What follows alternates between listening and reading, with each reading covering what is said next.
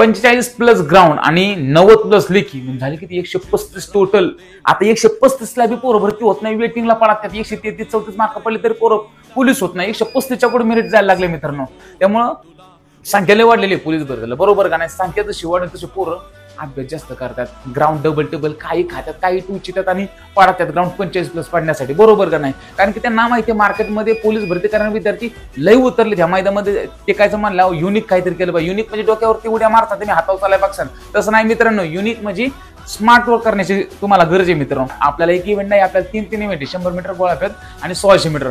3 इव्हेंटला नाडायचे आपल्याला, समजलं का? हा काय किरकोळ खेळ नाहीये, समजलं?